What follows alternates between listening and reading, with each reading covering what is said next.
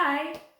For today's story, this book is all about a little boy called Oliver. And it's called Oliver's Fruit Salad. It's by Vivian French.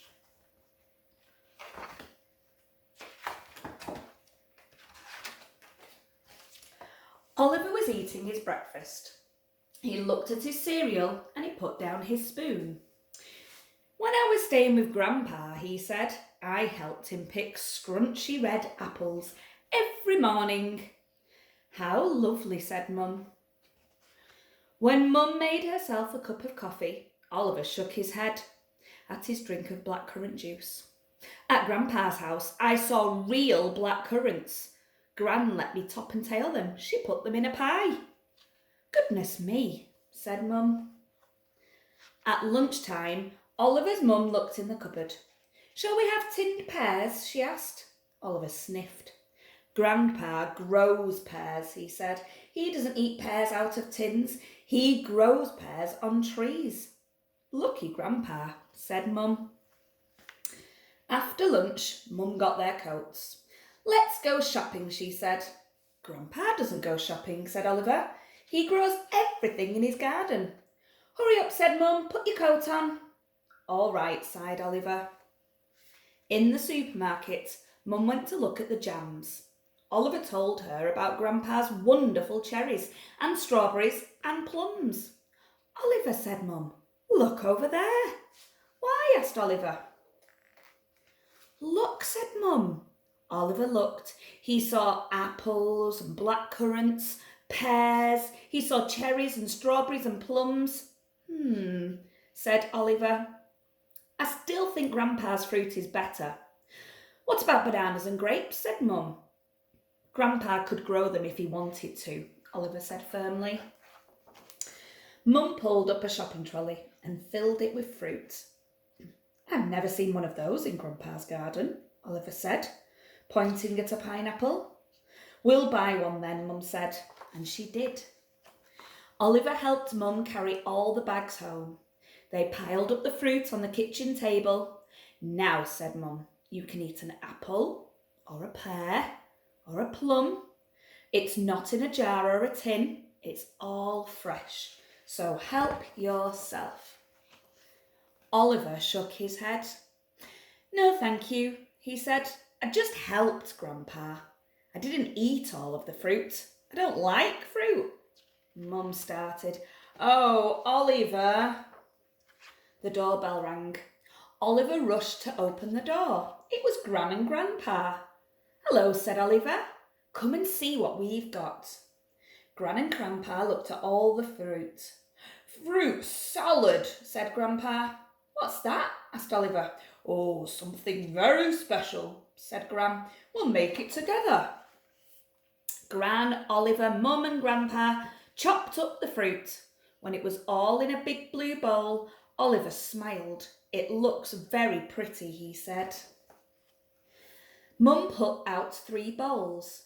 Where's mine? Asked Oliver. You don't like fruit, said Mum.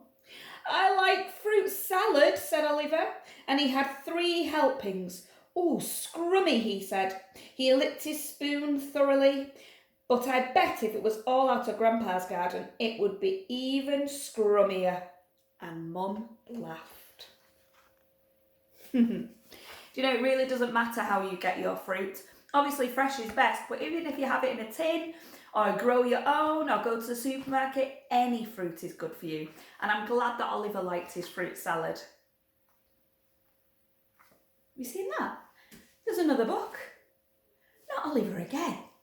This one is called Oliver's Vegetables, and it's also by Vivian French. You ready for this one?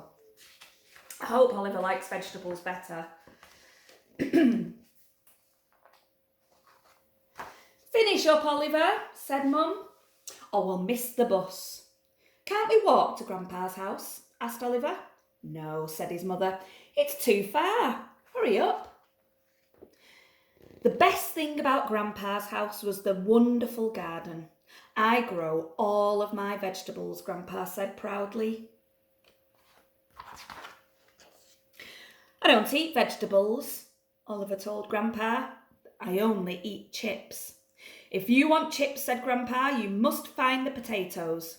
If you find something else, you eat that and no complaints. Is it a bargain?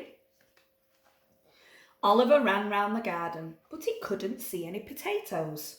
They must be hiding, he said, and he pulled at the nearest leaves.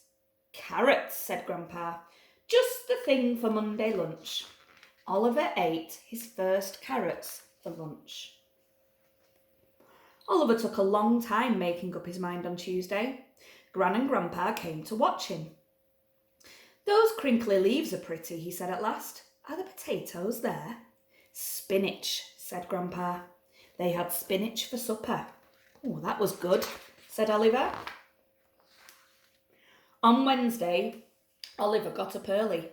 Potatoes are very important, he said, so they must have big leaves. Here they are, Grandpa smiled. That's the rhubarb. They had rhubarb pie that evening. That was very good, said Oliver. It rained on Thursday. When it stopped, Oliver hurried outside. Have you found the potatoes? Grandpa asked. No, said Oliver. I've found slugs and snails. Are they eating my potatoes? Grandpa shook his head. That's cabbage. Oliver had 2 helpings. Very, very good, he said. On Friday, Oliver was sure that he had found the potatoes. When he pulled at the leaves, up came some beetroot.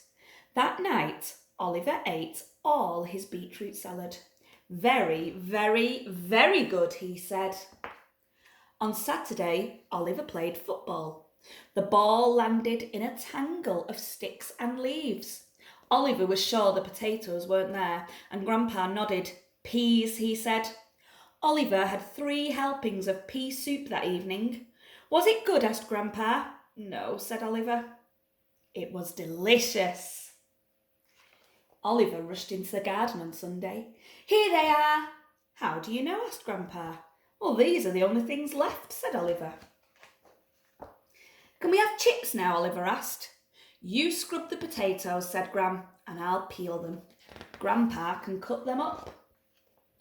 Oliver, Gran and Grandpa sat down to eat.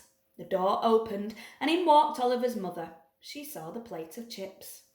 Oh dear, I did hope Oliver would eat something different while he was here, she said. Oliver and Grandpa looked at each other. His mother stared as they laughed and laughed and laughed. Do you know, sometimes people do say that they don't like vegetables, but they just haven't tried it yet. They just need to have a little try. I never write a shopping list for my fruits and veg. I always ask the man at the market for a surprise box, and he brings me a box every week and I don't know what's in it. And that's the greatest thing. This week I've tried nectarines. I don't normally eat nectarines. They are delicious. It's nice to have a surprise and just have a little try. Well, I hope you enjoyed our books, Oliver's Fruit Salad and Oliver's Vegetables. See you soon for another story. Bye.